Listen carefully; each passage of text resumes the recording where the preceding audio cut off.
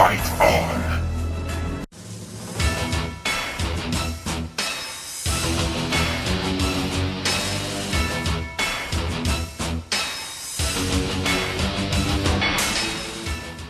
Yo guys, what's up? Welcome back to Top Tier Arcade. My name is Steve. You're back with me in the apartment. In this video, we're going to be taking a look at Killer Instinct Arcade Part 4. The memories. That's right, man. We're going to take you back to 94. I'm going to be giving you my fondest memories of Killer Instinct and how that came to be.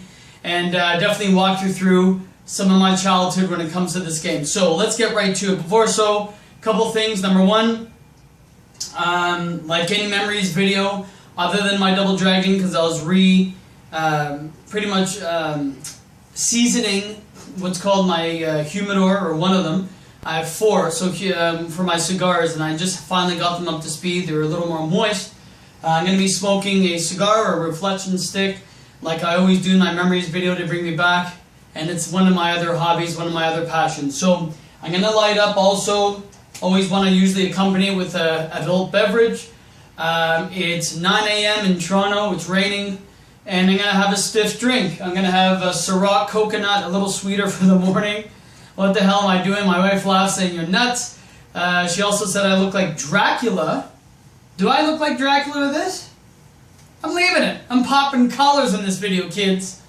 Anyway, so we're going to go right back to the memories and let's get right to it. So, let me quickly light my cigar and I'll take you back to 94. So, oh, by the way, of course, I do my cheat sheet just to make sure I don't forget anything. Here's the way Killer Instinct started. Like I said, my brother was in the scene. Street Fighter 2 was out. Different variations of that, different versions. Mortal Kombat 1 was out, Mortal Kombat 2 was already out, and that was huge. So those were the 2 biggest fighting games. Like I said in my last video, Nintendo, Rare, Midway Distributed wanted to make sure they capitalized on the fighting game industry. It was a huge new genre, and it was getting humongous pumping quarters and making more money. So they jump in the game, come out with Killer Instinct, just different enough to really get people to talk about it. It wasn't really a copycat. And I definitely, find it as one of my probably my top 3. Street Fighter, Mortal Kombat, Killer Instinct. And the memories I have of it was as such. Remember, my brother was still big in the arcade scene. If you don't know really what I'm saying, if you ever go back to my Street Fighter memories, my Mortal Kombat memories, and all my memories, really, you'll see how my older brother Mike taught us pretty much about fighting games and how to play them, and was really a local icon within the Greater Toronto area. And if you know the area, you know what I mean. So he was huge. Same thing with Killer Instinct. He was on to the next one. He was already, the king of Street Fighter. Kicking ass in Mortal Kombat 1 and 2. Next was Killer Instinct. So the first time I heard about it was, let me quickly light this. Here I have one.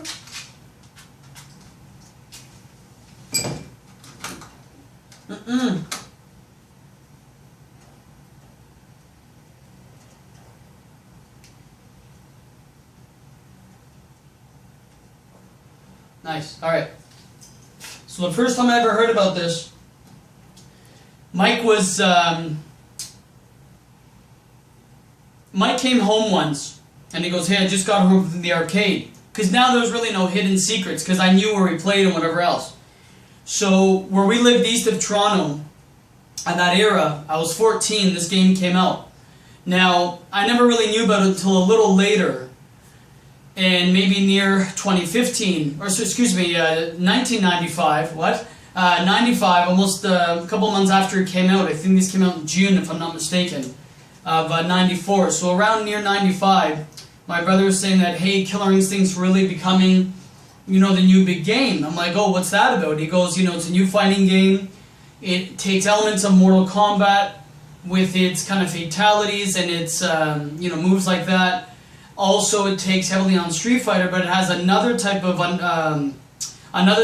mechanic where there's doubles and auto doubles and there's auto combos, and you have to open it up. And I'm like, okay, similar to like a crossover in Street Fighter or an opener, Mortal Kombat, that you can make a juggler or combo. And I'm like, this one's meant to do it. Originally, Street Fighter, to be at the very beginning, was not meant to do combos. It wasn't meant like that.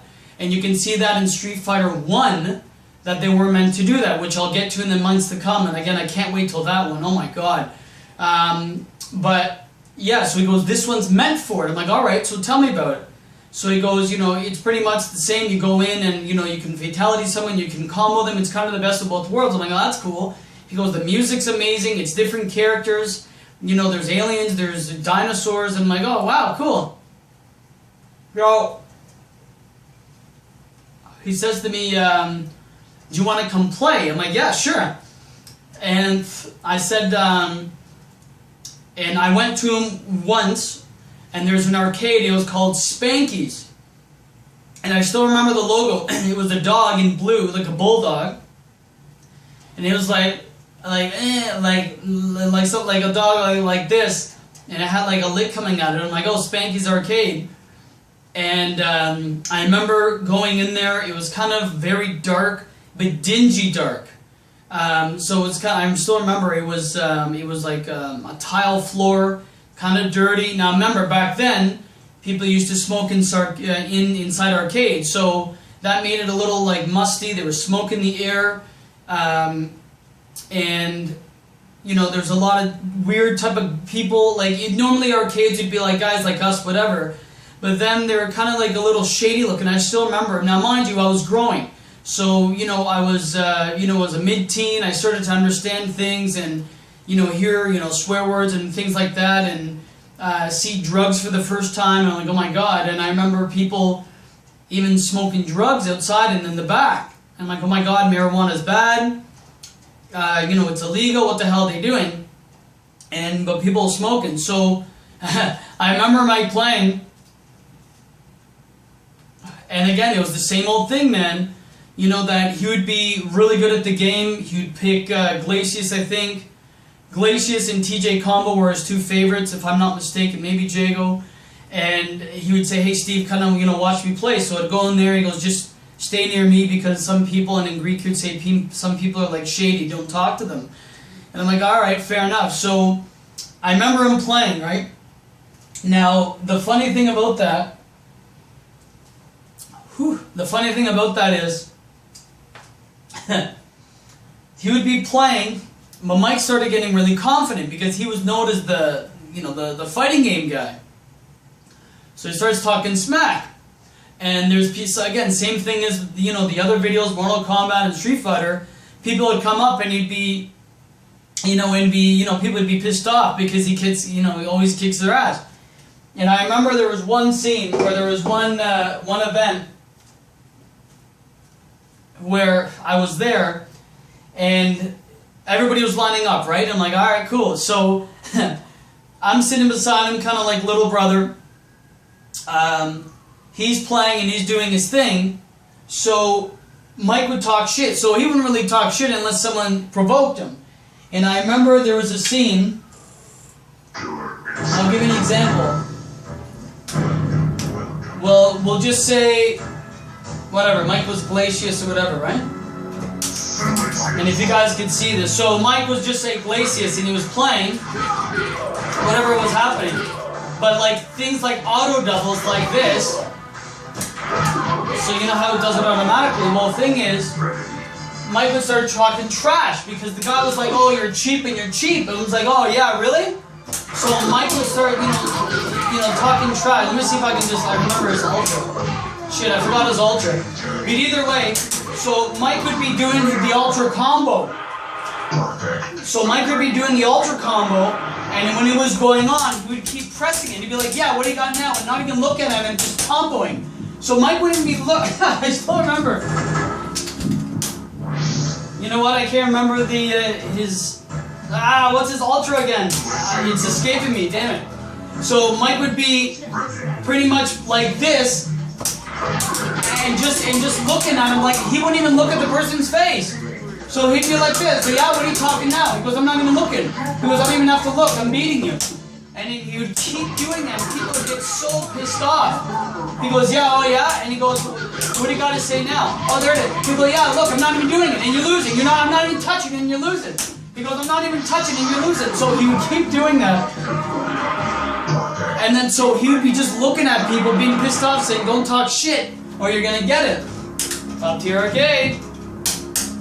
Anyways, so I remember I'm like, oh man, people really talk trash in this shit. So yeah, he would keep, once the ultra combo was happening, he'd just be looking at them while his character is getting his ass kicked and be like, don't talk shit. So that was, that would actually piss people off. Because he wouldn't have to look, because the auto double kept, and the ultra kept, killing the guy. So I remember that, and I'm like, oh my god, man, people are so competitive with these things. Now here's where it got interesting. So I knew that I liked video games for life, right? Well,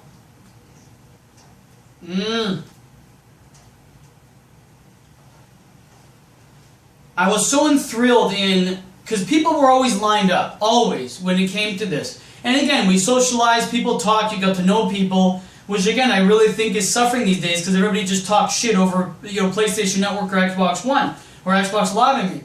So you don't really have that chance to talk to people, get to know everything because everything's online. It's too easy for the kids. They're homebodies. So I remember I was so enthralled in the whole Street Fighter series, like those Street Fighter memories, like what happened in that and the Mortal Kombat and everything else. And people would be just so, so collective and there's so much hype and people going crazy and whatever else now. This is like long before Evo even existed or any type of, big event and PAX and whatever else. So people would be so hyped about it. But there wouldn't be really an outlet. So what happens? When I was 14, 15, I was in high school, right? So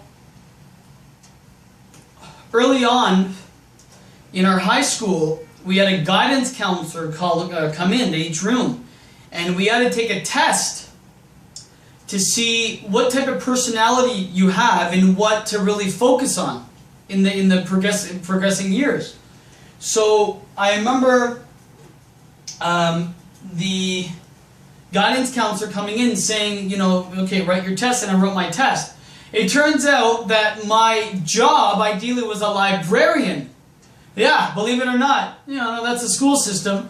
I'm like, no, it's just because I said I liked fantasy and I liked to read, and there were some other things where I'm like, I do like quietness, but I do like action as well. And back then I used to be shyer because I was a little chubbier as a kid. I was a little self-conscious with my body, so I used to be a little shy. Now I don't give a shit.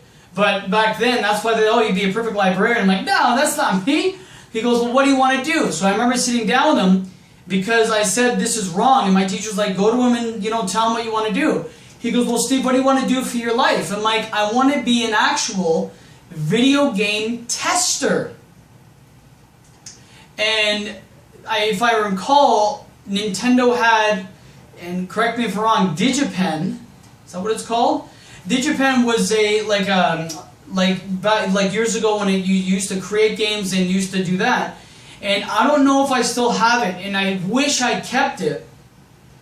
I sent a letter to Nintendo saying I want to be a video game tester for you. Test the game, any bugs, get it out there, go to like, GameSpot or any type of, these stores, present the game so as a seller. And back then, they're like, well, that doesn't really exist. It does, but there's, it's usually the programmers that do it. They send me a letter saying, Steve, you're more than welcome to, join, Digipen as a job once you get out of high school and you're in the workforce, you can apply. Now that was in, if I remember, either Seattle or there was another division in Vancouver, which I'm Canadian, so it'd be maybe easier, but I wanted to go to the source, and you know what, I would love to live in the States, so I'm like, why don't we go in Seattle? And my parents gave me shit. No way you're going to go. We Canada. I'm like, oh, fuck, here we go. So my parents are like, what are you talking about? You're an idiot. Get a job and whatever. So all I had to tell my parents is it's in computers. And all of a sudden they're like, oh, really? So the guidance counselor says to me, okay, Steve, well, in the years progressing, you have to take what's called pretty much an elective, or what's it called? A co-op. Or where do you want to co-op? Some people are saying in a mechanic shop. Some people are saying to be a teacher, whatever else. So I said, I want to actually do a co-op at Spanky's Arcade. And I said, Spank, what do you mean you want to go to arcade? I'm like, yeah. I want to be a video game either producer or something like that. This is years ago. I was 14. This is 20 years ago, literally where I am now. And I'm like, I want to do this. And they said, well, it's not in our portfolio. We don't have anything like that. Video games are for kids. I don't think there's really a future in that. What a stupid dick now, huh? Video games make more than movies. So I said to him, no, I want to do it. And he goes, well, you give me the contact at this arcade and we'll see if, we're allowed. Because remember, smoking was in there. It was beside a bar. It was in a, kind of a rougher part of town, downtown. And not only that, but it was so unique. They go, who's going to go in there? I don't feel comfortable. What am I going to be really doing? So I go to Spanky's Arcade, and I actually said to them, look, I want to do, not an apprenticeship, but, pretty much a co-op here for school. And they said, well, what do you want to learn? I'm like, well, I want to learn how to run the arcade, how to fix the arcade. Now, this is way before the hobby came, came to be. This is way before. And who knew that I would actually own these games one day? What a weird fate. And I still think about it and I trip out saying, wow, I can't believe that this actually came to be. So that's why when I feel so passionate about the industry, the industry and collecting arcades as you guys do too, there's a kinship and a brethren and a brothership because we're so unique that I wanted to work in arcade and I wanted to actually go to school for it. But back then, it was very niche, unless you were a programmer. And I wasn't the best at computers to that, C++ and all that. I wasn't that good. So, and I'm like, I just want to produce. And they go, no, there's no such thing. So anyways, in the end, I go to Spanky's, like, look, I'm always here. Here's my brother. He goes, oh, wow. And I want to actually do this. And he goes, well, Killer Instinct kind of brought me here. Because, the other times in Street Fighter, I'd go to the vending or a convenience store. In Mortal Kombat, we always used to go to like the other convenience store or the bowling alley. So, and like this brought me here, and I really want this hype. I want to learn how to run the business. Like it wasn't just me to go to play. I wanted to learn how to run an arcade. So, in the industry, so they said to me, okay, let me talk to my boss because I was talking to the workers. So, my school was very against it. Dream crushers, the people that are supposed to encourage us to do what we love to do. Popular or not, right? God forbid I was going to go play football. I would have loved it in sports, but again, I was good, but not that good. So it wasn't my passion. I'm like, look, I want to do this. So going on my brother's hype, I was in there, I was often there, waiting for the response, because I had to wait. Now, there was a delay. And I remember going to Spanky and saying, why is there a delay? My school's like, look, you got to send kind of the reference saying, here's what we're going to do. We're going to teach them about business. We're going to teach them about accounting. We're going to teach them, staffing, like to say it's a legitimate business. And I'm waiting and I'm waiting. And I'm like, what? Why is it taking so long? Well, here's what happened. It turned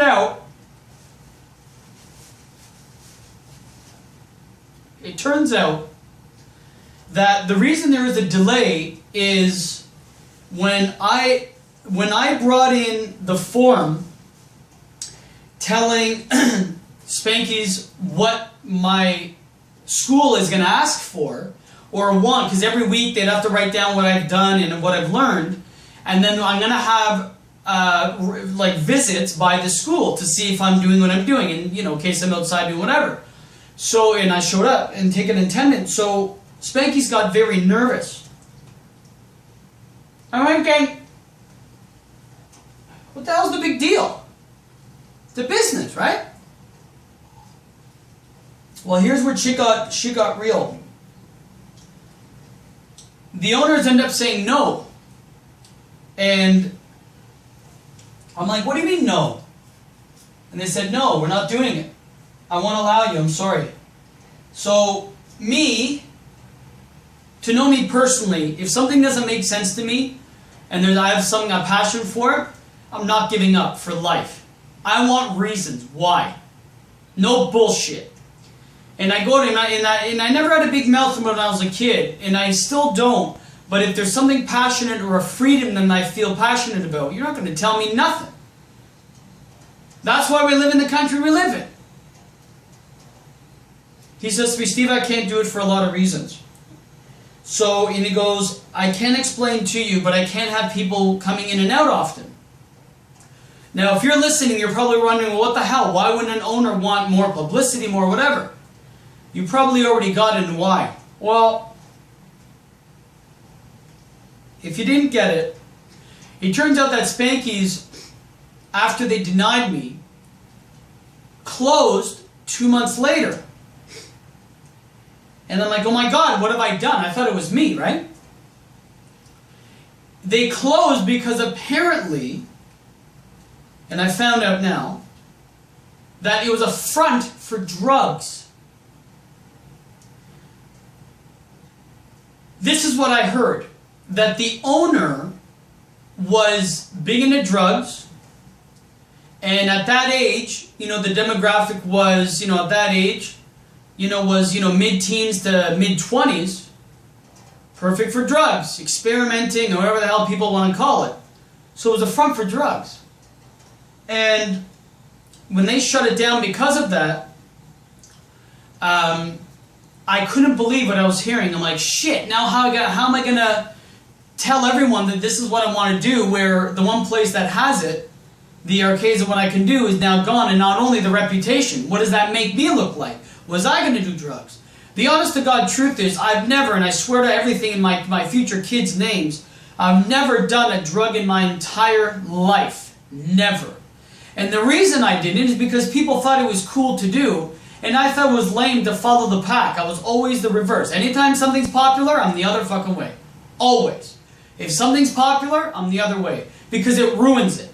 I used to love hip-hop, and I still do, in the 90s. Everybody's like, no, man, you gotta like alternative, Nirvana, Metallica, and I like that.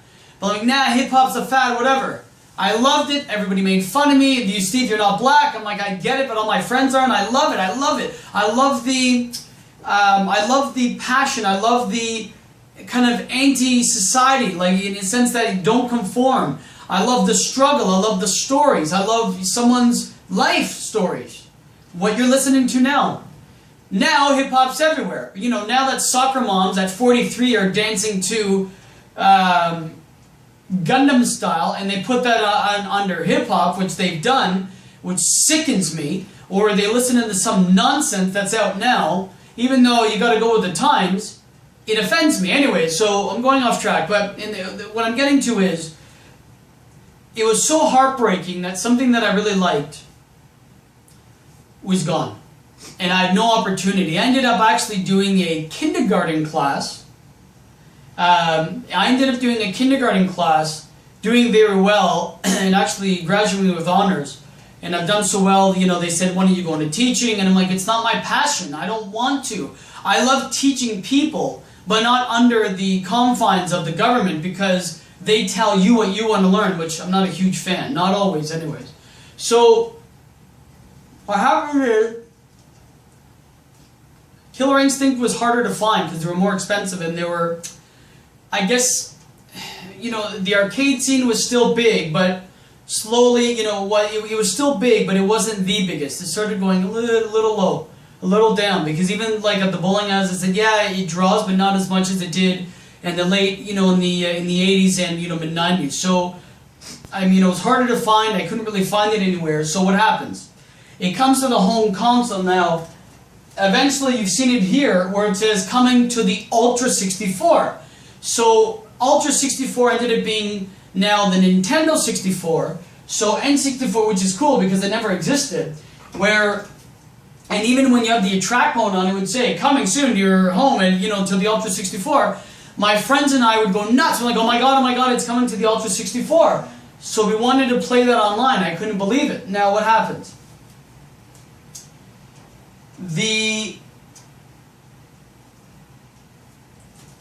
Okay, so it was coming, it never ended up coming to Ultra 64 or even Nintendo 64. Killer Instinct never made it to that console. Instead, they brought it to the Super Nintendo. Now, if you guys know, well, I'll have you guys know that if you look at my past two Wave 1 and 2 of the Amiibo, my special presentation, which are the number 3 and 4 and whatever are going to come out shortly. My friend Hunda in the video, I actually wasn't friend with him. The truth is, I was his bully. I hated him. I always used to make fun of him. I'm like, you're fat, you're Korean, like, even though that's more Chinese, but whatever. I was ignorant, and I didn't know any better as a stupid kid. So I always used to make fun of him. I used to damn near even hang him. Like, I would just, from the balcony, because my neighbor, my second neighbor down was Korean, and they used to go to Korean school. Now, I used to go to Greek school. We used to leave at the same time, so I'd run over and beat them up. I don't know why. I didn't really hate them, but I just found it funny because a lot of, like, my other friends would be like, oh, Steve's doing this, so it got me attention, which is bad. No bullying, no, bad, bad, bad. And I guess no one stopped me, so I didn't think it was bad because I got a good reaction. So, what happens? As the months progress, the Killer Instinct comes to Super Nintendo. Hunda, because we used to walk home in the same path, and I used to run and beat him up, he used to actually have Nintendo Power for the magazine subscription. I remember he got the Nintendo Power when I was walking, and I'm like, hey Hunda, what is that? Now, and his nickname is Hunda, and I'll explain in the next videos why, and maybe the Amiibo video. And I'm like, hey Hunda, what do you got there? And he goes, and he was younger than me. He's 2 or 3 years younger than me. 3 years? Anyway, he goes to me, oh, I have the new Nintendo Power, and it shows how to be idle in Killer Instinct. Now, what happens? I never bought Killer Instinct 1.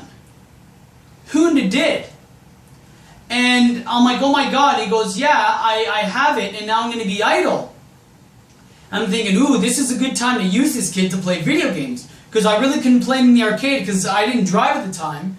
And my brother just got his license, and he wasn't taking me everywhere because he had his car, and I was too young. Well, I wasn't, but whatever. So, Killer Instinct goes to the home console. I'm wanting to play because I miss it. Because Stupid Spankies was a drug front. So, I ended up, he goes, do you want to come over? I'm like, okay, he's being nice, whatever. So I go over, his parents weren't home, they own a dry cleaner. So he goes, just come over, my parents are going to be home, my grandparents are home. They're going to be home at 6. So we get off at school around, we're home around 4-ish after walking home. And we get there, and he goes, do you want to come upstairs? So he'd bring me food. It's very customary that, you know, they're very, Koreans are actually very, very known for being hospitable. So he would bring me seaweed, I'm not even kidding, seaweed, some dumpling thing, Jumanji, I always used to call it Jumanji because it's like noodles. And I used to be like, oh, this is gross, it looks like crap, or whatever, I was hungry, I was fat. So I'm like, alright, put me to eat. So we're eating and playing, and he's like, oh cool, so I'm thinking I'm going to use this kid, I'll play, and then I'm going to beat it. I'll start to beat him up again. Turns out we had a very similar history, and you know, we both wanted to do martial arts, and we got into karate together, and from then on, we actually ended up being best friends.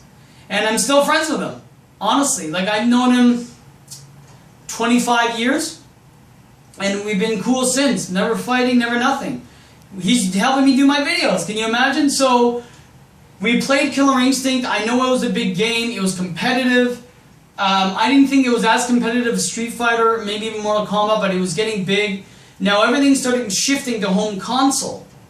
And the arcade scene was slowly diminishing. Slowly by slowly, it was less people. People would, instead of the parents saying, why go to the arcade and spend money and put quarters, why don't we just buy it for the console? We knew it wasn't the same. But we didn't know back then because we were kids and younger. So my memories are very fond of that. Let me just make sure I've got everything. My brother talking shit, school project. Yeah, I mean, that's pretty much my memories of Killer Instinct. I remember that the music was my favorite because the Super Nintendo game came with Killer Cuts, which was the soundtrack to the game, which was amazing.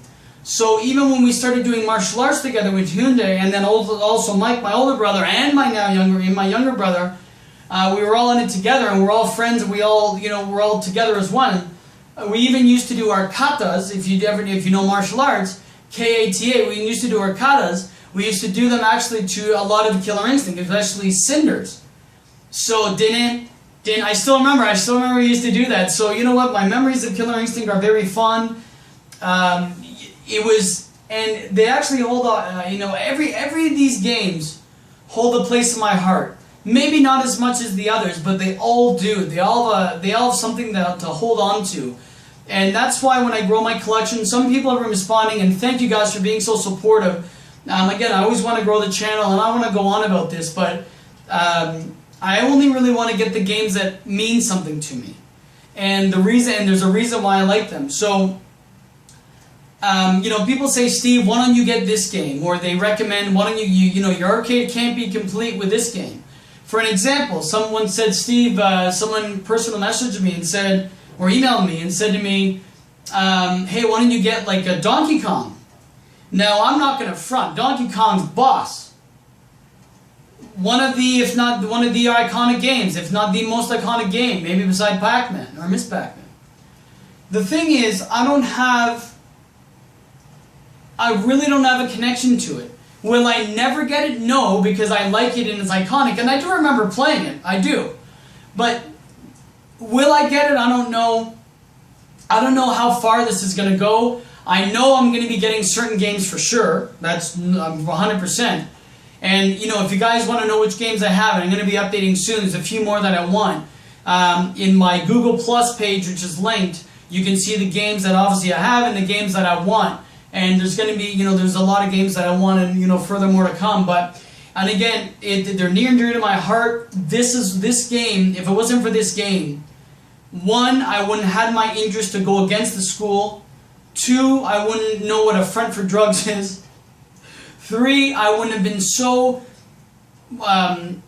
passionately wanted to play a game, which, because Spankies went down and I couldn't play it, I then had to resort to the home console. Who had the home console game? One of the kids I used to bully. What happens? We invited me over. We became best friends, and it means a lot to me. It really does. And you know, it's rare that I get so emotional. But if you think about it, how many people do you personally know that you're still friends with in grade school? And you know, and I have 4 of them alone. And you know, so it's a testament that, you know, that it doesn't matter what you're into. You can be in an anime, which we were into. You can be in a karate. You can be into anything it is. The bond that has that, people that usually, us because we're gamers, look at us as a different class. Like, oh, it's for kids, you know, why don't you grow up, or, you know, whatever. Now that video games are popular, and now that women have boyfriends that they love and husbands, and they are socially acceptable, now it's a little more forthcoming, that people are coming out saying, yeah, you know, coming out. You know, it's almost like, you know, being gay, where it's like now you're okay because everybody's cool with it. Well, back then it's the same thing, where that niche thing, it doesn't matter what it is, even if it was dancing, whatever else. All it takes is for it to be socially acceptable and people understand, well, no, I'm a front runner, I'm a trailblazer, I start shit because I like it. And that's how we should be. You know what I mean? You like what you like, I like what I like. As long as you're not hurting anyone, you know, and you're passionate about it, go for it. Do whatever you got to do, man. You know, as long as you have that passion, people will adapt. Because it only takes something to be, again, accepted for it to be, you know, put to the mainstream and thus accepted in this crazy world of ours. But, you know, with that being said, guys, I don't want to go on too longer. It's been a little longer than I really thought it would go. But I had to share you my experiences, some of my past beyond arcades and my overall hobbies. Cigars are my vice. Arcades are my muse. It's my 2 things. Some guys do beer reviews, other guys do their toys or whatever else. I do these 2. Maybe I'll do cigar reviews. I don't know. But either way, maybe not yet. Let me focus on the arcades. I still got a lot to do, a lot coming. With that said, again, if you guys like the video, thumb it up. If you dislike it, I respect it. Thumb it down. It's a free country, and this is what I represent. Freedom to enjoy what you like without discrimination. Period. Doesn't matter what you like, I don't care. You should be proud of yourself. So with that, if you haven't subscribed yet, do so. I'd appreciate it. I'm only going to be coming with more videos. And, you know, in better videos. This is just the beginning. I've said it 100 times before. This is just the beginning to get the games out of the way, and we're going to start doing a lot more. So, with that being said, it's been a pleasure to all of you. Let me know if you need anything. I'm more than happy to help. As I said before, I'm actually a lot more active on the KLOV forums now. I'm trying my best to help people because I'm still new to the hobby, and maybe give my opinion where it counts. So with that being said, again, my name is Steve. This is Top Tier Arcade, and it's been a pleasure. All the best. I'll see you in the next video, which is going to be part 5 of Killer Instinct Arcade. It's going to be the gameplay. I'm going to run through, see what I can do, and we'll take her from there. With that being said, cheers.